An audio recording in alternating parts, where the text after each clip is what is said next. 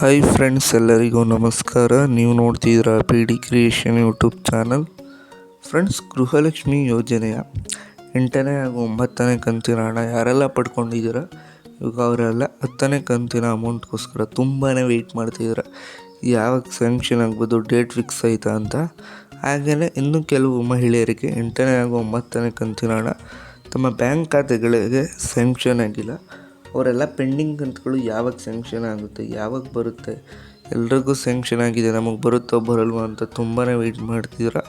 ನಾನು ಈ ವಿಡಿಯೋದಲ್ಲಿ 10ನೇ ಕಂತಿನ ಹಣ ಯಾವಾಗ ಸ್ಯಾಂಕ್ಷನ್ ಆಗುತ್ತೆ ಮತ್ತು ಹಾಗೆಯೇ ಪೆಂಡಿಂಗ್ ಕಂತುಗಳು ಯಾವಾಗ ಸ್ಯಾಂಕ್ಷನ್ ಆಗುತ್ತೆ ಅಂತ ಕಂಪ್ಲೀಟ್ ಮಾಹಿತಿ ಈ ವಿಡಿಯೋದಲ್ಲಿ ಕೊಡ್ತೀನಿ. ಅದಕ್ಕೂ ಮೊದಲು ಯಾರೆಲ್ಲ ನಮ್ಮ ಚಾನಲ್ನ ಹೊಸ್ದಾಗಿ ನೋಡ್ತಿದ್ದೀರೋ ದಯಮಾಡಿ ಅಲ್ಲಿ ಬರ್ತಾರೋ ಬೆಲ್ಲೈಕನ್ನ ಕ್ಲಿಕ್ ಮಾಡಿ ಸಬ್ಸ್ಕ್ರೈಬ್ ಮಾಡ್ಕೊಂಡು ಸಪೋರ್ಟ್ ಮಾಡಿ. ಹಾಗೆಯೇ ವೀಡಿಯೋನ ಸ್ಟಾರ್ಟಿಂಗಿಂದ ಎಂಡಿಂಗಿಗೆ ಎಲ್ಲ ಸ್ಕಿಪ್ ಮಾಡಿದೆ ಕೊನೆವರೆಗೂ ನೋಡೋಕ್ಕೆ ಟ್ರೈ ಮಾಡಿ ಫ್ರೆಂಡ್ಸ್. ಹಾಗೆ ವೀಡಿಯೋಗೊಂದು ಲೈಕ್ ಮಾಡಿ. ವಿಡಿಯೋ ಶುರು ಮಾಡೋಣ ಬನ್ನಿ friends. Let's begin the video. Friends, Gruhalakshmi ಯೋಜನೆಯ 10ನೇ ಕಂತಿನ ಹಣ ಯಾವಾಗ ಬರುತ್ತೆ ಅಂತ ನಾನು ನಿಮಗೆ ತಿಳಿಸ್ಕೊಡ್ತೀನಿ.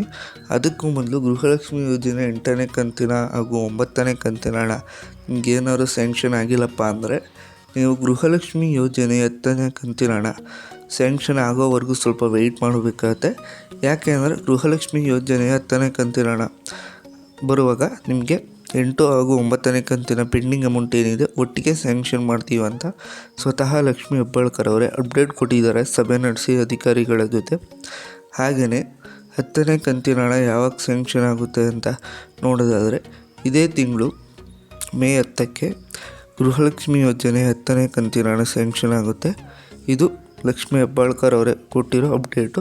ನೀವು ಏನು ಮಾಡಬೇಕು ಅಂದರೆ ಇವತ್ತು ಹೋಗಿ ನಿಮ್ಮ ಬ್ಯಾಂಕ್ ಖಾತೆನ ಚೆಕ್ ಮಾಡ್ಕೋಬೇಕಾಗತ್ತೆ.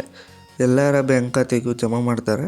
ಇದು ಎಲ್ಲ ಜಿಲ್ಲೆಯವ್ರಿಗೂ ಕೂಡ ಫ್ರೆಂಡ್ಸ್ ಸ್ಯಾಂಕ್ಷನ್ ಆಗುತ್ತೆ ಮೇ 10ಕ್ಕೆ. ಇವತ್ತು ನೀವು ಹೋಗಿ ನಿಮ್ಮ ಬ್ಯಾಂಕ್ ಖಾತೆನ ಒಂದು ಸಲ ಪರಿಶೀಲನೆ ಮಾಡಿ.